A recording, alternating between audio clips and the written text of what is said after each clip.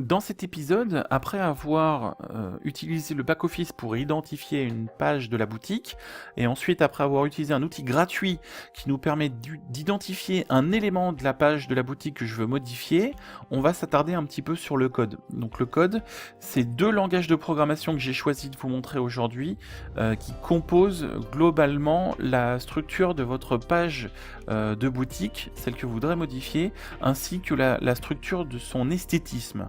Alors le mot esthétisme, je l'ai choisi parce que je pense qu'il est plus simple à comprendre. C'est pas forcément le meilleur terme à attribuer à ça. Mais en gros, on aura deux langages de programmation qui vont nous permettre de modifier ou de gérer la structure, et un autre, l'esthétisme.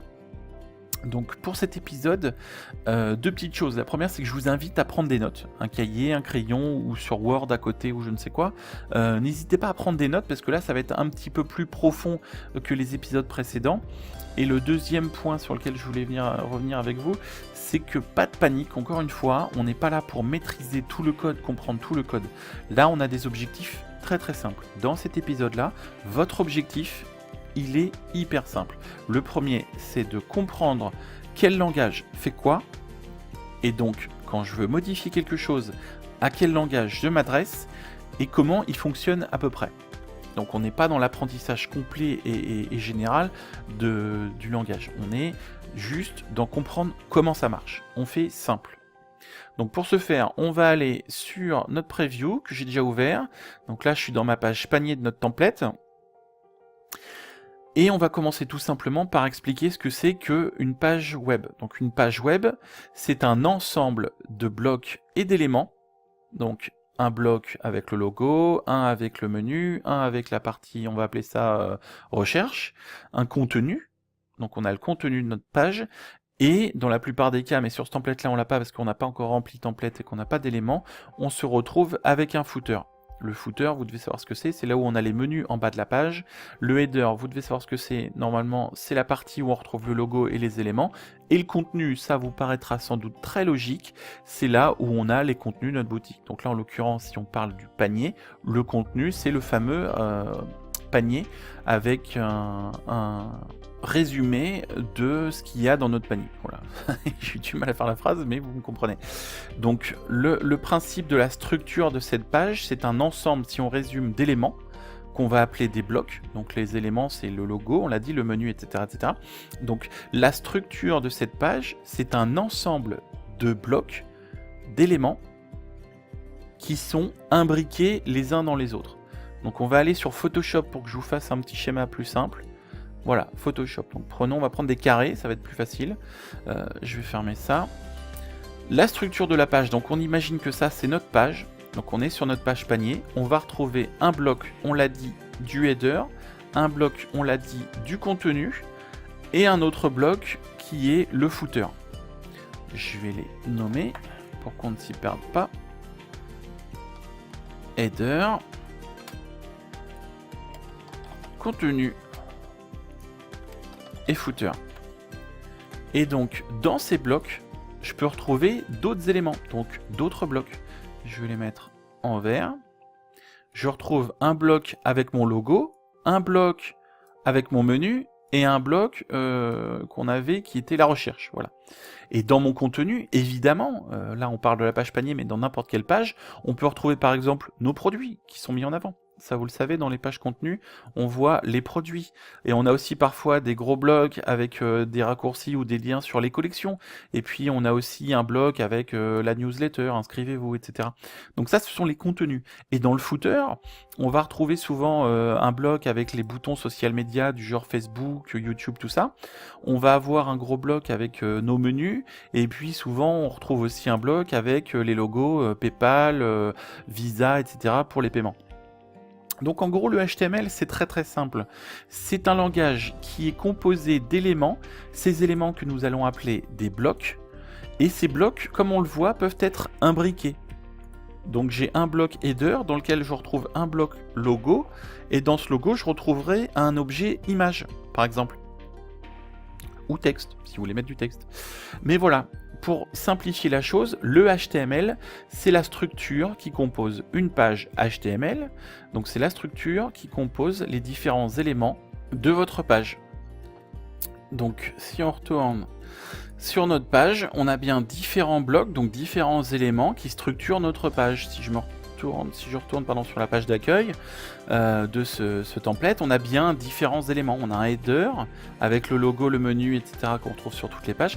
Là, on a un nouvel élément qui est une espèce d'image bannière. On retrouve un autre élément qui est la liste des collections, donc les collections qui composent la boutique. On retrouve un nouvel élément, du texte avec image with text, donc une image avec du texte. Et on retrouve un slider, voilà. Donc, là, on retrouve encore un nouvel élément qui est le slider. Et ensuite, on retrouvera un bloc de recherche, etc., etc. Donc la page HTML est composée de différents éléments.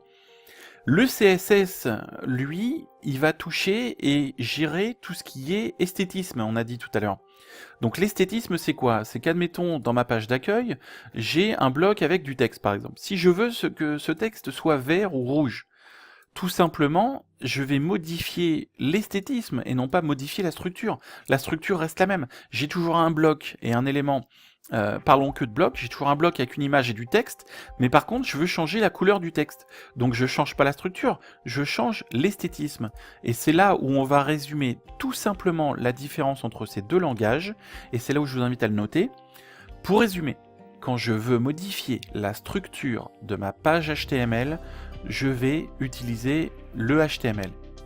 Quand je veux modifier l'esthétisme de ma structure, je vais utiliser les CSS. Donc prenons un cas concret, imaginons j'ai un bloc de texte que je veux rajouter à ma page, je rajoute un nouveau bloc.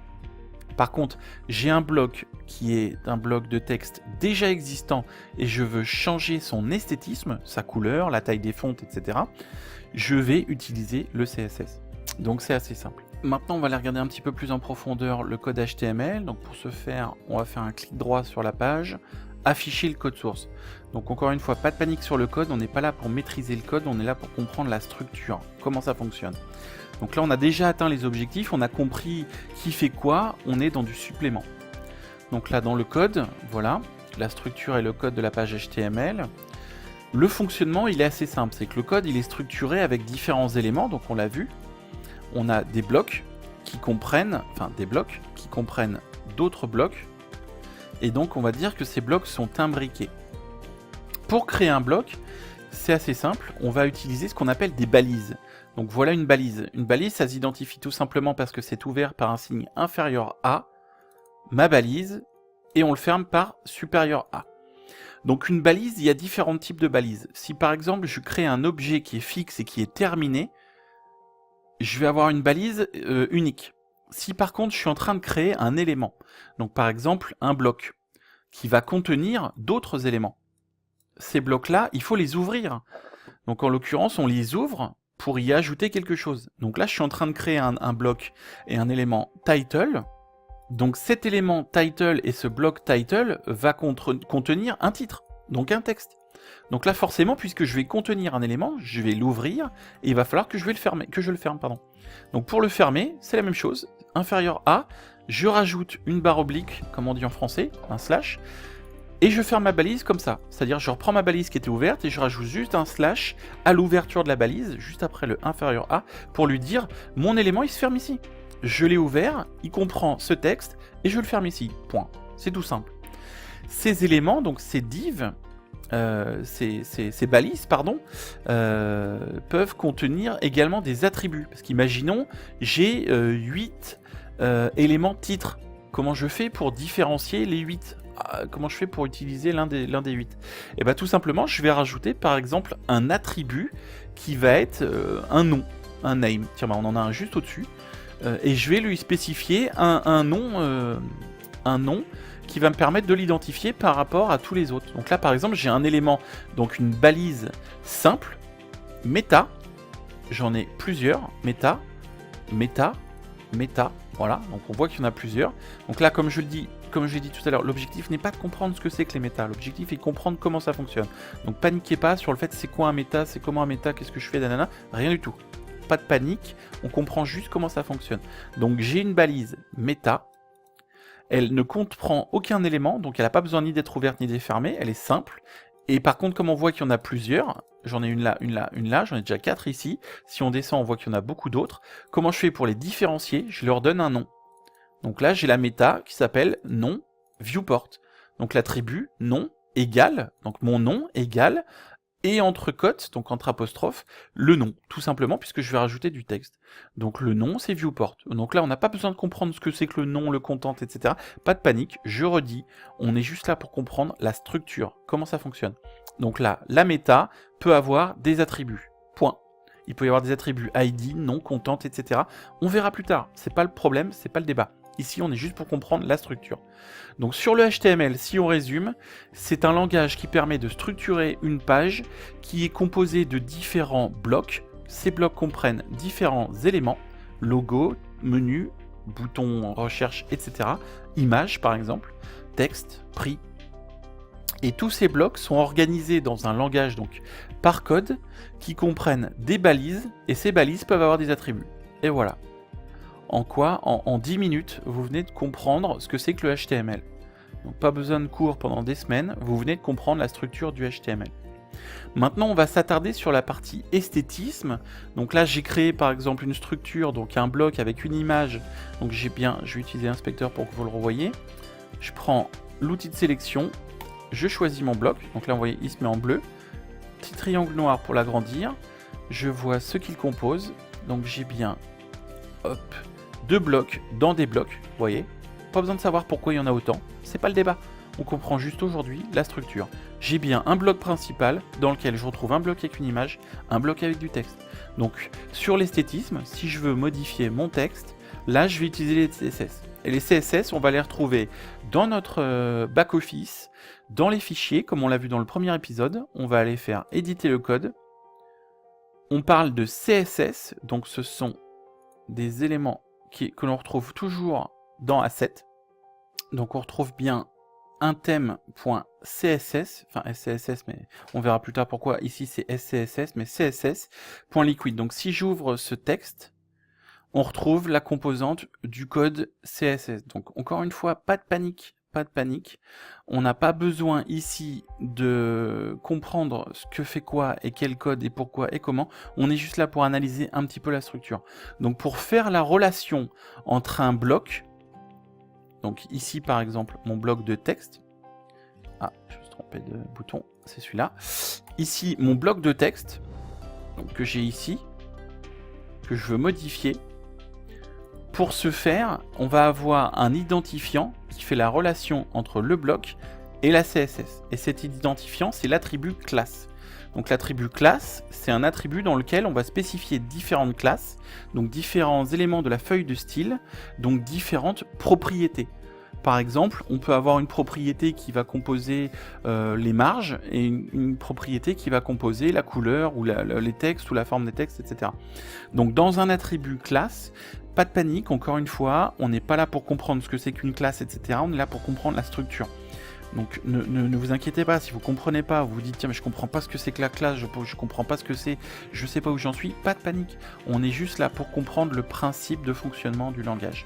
Donc si vous comprenez pas, c'est pas grave, vous comprendrez bientôt, ça va venir au fur et à mesure de l'eau. Au fil de l'eau, pardon. Donc là en l'occurrence, on a un attribut qui fait la relation entre notre bloc HTML et notre langage CSS. Donc cet attribut c'est la classe. La classe peut comprendre plusieurs éléments, jusqu'à 3 maximum de mémoire.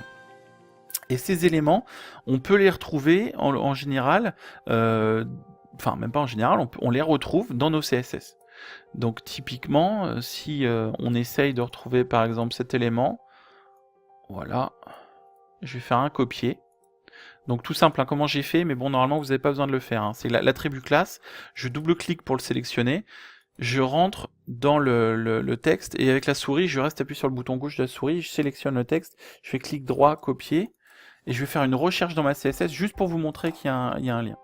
Donc là je fais un CTRL F pour le chercher, et hop, voilà, je le trouve. et ici on voit qu'il y a une attribution qui a été faite sur cette feuille de style. Donc on s'arrête là. Le principe, encore une fois, n'est pas de comprendre ce qu'on a fait ou ce qu'on a modifié. Le principe, c'était de comprendre la structure. Donc les objectifs sont atteints. Si vous avez des questions, n'oubliez pas, venez nous les poser dans le groupe Facebook. Le lien du groupe est dans la description de la vidéo. Je vous remercie d'avoir regardé et n'oubliez pas de mettre un petit pouce bleu si ça vous a plu, pardon, c'est la seule chose qui nous aide. À bientôt!